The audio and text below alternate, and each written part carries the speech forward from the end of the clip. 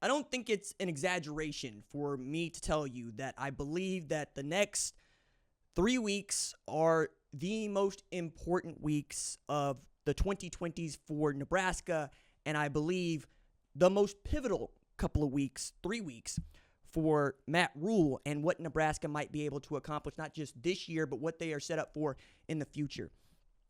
There's many reasons as to why I think this is true, and I'm going to list, I think, 3 that make the most sense. The first one is Nebraska hasn't been bowling since 2016. This is a thing you know, and if you're a Nebraska fan, you are tired of hearing it. I understand that. I get that. You've also heard me not really be able to nail down what you are going to be or who you are based on what we have seen, because I think that Nebraska's ceiling is making the college football playoff. I genuinely believe that. I believe that this program can win 9-10 games this year. I think there's only one real game there that I feel like they might be outclassed, but the next 2 weeks are so important to find out how we're going to view that Ohio State game when it comes to pass. And I feel that it sucks, but many fans that don't root for a championship contender, a power, circle L's on the schedule and then are pleasantly surprised when they don't happen, when it's a W, like, say, Nebraska would be for Ohio State. However, this Saturday, they're playing Rutgers, and that is a great matchup for Nebraska right now. It is a program that got off to a really great start, took an overtime loss against Illinois. Illinois takes another loss to Penn State, but it still remains ranked, so that's a good loss, if you will. And this week, they'll play an undefeated Rutgers, who basically survived to get to this point undefeated. 3-point wins against Virginia Tech and Washington. Washington, a team that could upset Michigan on Saturday night, right? Which makes your win against Rutgers look that much better if you can pull it off. And while nobody was looking, Nebraska beat Purdue so badly, especially defensively, that Graham Harrell got fired. They're right there on the cusp, and watching players round into form has been one of the cool parts of watching the Nebraska story unfold. They got 3 tailbacks that I really like back there. None more than Dante Dowdle. I mean, that's the dude that ran through Shiloh Sanders, and Shiloh Sanders out injured after that hit as a tailback. It was really great Nebraska football. Nobody wants to see anybody get hurt. That includes Shiloh. But to that point, I love a running back that is unafraid to plant his foot in the ground and get after people. That's what Caleb Johnson is going to try to do against against Ohio State. But the 3 outcomes that we're looking at for Nebraska right now are the difference between 4-3 and 6-1, right? How good would Nebraska feel, and would we feel about Nebraska if they're 6-1 headed into their game against Ohio State when it's time to do that? With, basically, you could pencil in 8 wins there, even with a loss to Ohio State. It's in possibility. It's not out of reach for you. You're also looking at 5-2, which could mean that you beat Rutgers, but you lose to what might be a really great Indiana. Not unlike Nebraska, I don't know what exactly to do with Indiana except to say they're 5-0 for the first time since 1967, and they are beating teams by a lot. I think it's like 38.5 points is their margin of victory against the 5 opponents they played. And Curt Cignetti has been quite loud about saying, hey, we're just looking to go beat the hell out of people. And saying that as the head coach in Indiana feels like a stretch to many, right?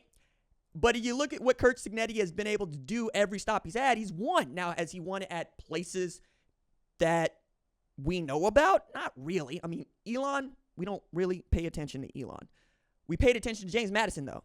And he had that team so good so quickly that they were eligible to play in a bowl game based on their win-loss record last year, damn near undefeated, and they weren't allowed. They couldn't get the waiver. So now he's at an Indiana program where he coached IUP, so he's familiar with it. He also came out Big Ten Media Days and talked his noise. He said Purdue sucks, but so does Ohio State and Michigan. Google me, I win.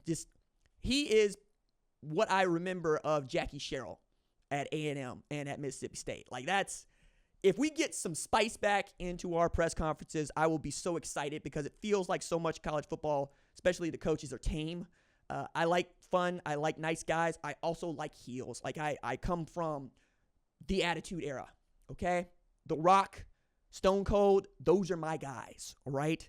That's the dude that was stunning Mr. McMahon. The dude that was the first to tell the crowd to know your role and shut your hole. That's me. And that's what it feels like we got at Indiana right now. That's not who Nebraska is. That's never going to be who Nebraska is. And I think Matt Rhule gets that. But you also have a fierce work ethic coming out of that program that I think can be contagious. Because Matt Rhule, who after he got this job, went to go read, about Nebraska and what he was walking into. And I thought it was really important to note that So God Made a Farmer is at the back of his mind. For those of y'all that don't know, Paul wrote that thing in Kansas City, Missouri, 1978, delivered it. It's one of the great American speeches of all time. Also, he's from Tulsa, where I'm from. He also went to the University of Tulsa, where I went to school. I like to think that I'm familiar, and I like to think, if I go into a speech contest, I'm probably going to do that, or I'm going to do some soliloquy from the tragedy of Macbeth, or maybe Friends, Romans, Countrymen.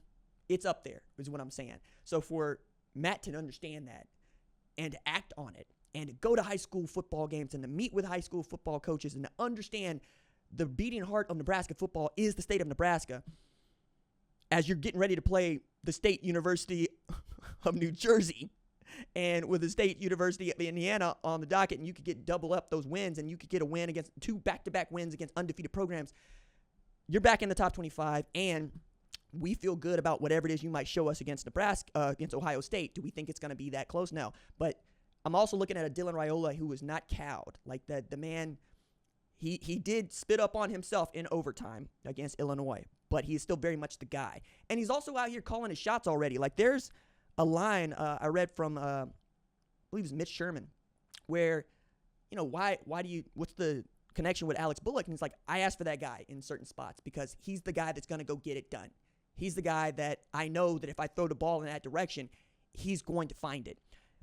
That's what I'm looking for from a quarterback, and that is what you see across the board from great quarterbacks. They have a guy they absolutely, positively will throw the ball to because they know when they got to have a play, that's their person. It's Alex Bullock is that guy for Dylan Raiola. That's amazing, right? Because you're defining roles. You're coming to understand just what it means and how important it is to know that this dude over here is going to be right where I tell him to go. And if I got to run around for a while, he's probably going to be the guy that finds himself open quickest and saves me. I see that more often than not. I think with Rutgers, you're also going to face Ethan Kalakmanis, who has beaten Nebraska twice as starter at Minnesota, but that's more about Minnesota and less about Ethan Kalakmanis. But you are going to face what is the third best tailback in all of college football this year. It goes like this. Ashton Jeanty, league of his own. On pace for 2,500 rush yards, 39 TDs. Caleb Johnson would be a Heisman finalist this year if not for Ashton Jeanty. 685 rush yards so far this year, 206 against Minnesota last week. We expect him to be decent against Ohio State on Saturday. And then Kyle Monagai, who was perhaps the best tailback in the Big Ten last year.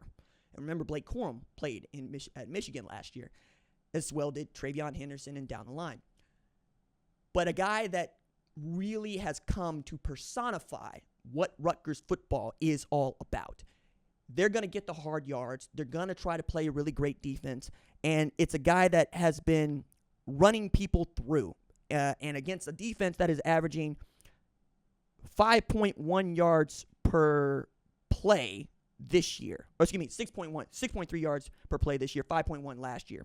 And I think if you can stop Kyle Monagai, you have a really great chance of stopping Ethan Kalakmanis. I'm going to see quite so much. I'm looking for, once again, the defensive line to get after it. I'm looking for Tony White's defense to really make it almost impossible for you to throw the football. And I'm looking for them to load the box and force Ethan to go beat them. I think they're going to beat Rutgers. I think Rutgers is going to suffer its first loss this year. I also think that Nebraska is going to beat Indiana. I think they're that good. I think that Curtis Rourke has been operating on a level that is ridiculous, and they got a whole bunch of James Madison guys over there in Indiana who are making it happen. But I think Nebraska knows what the moment is right now, and I think they're going to meet the moment. And if they do, look out, man, because I've said this before. When Nebraska is good, when Arkansas is good, college football is good. Nebraska, Go take care of your business.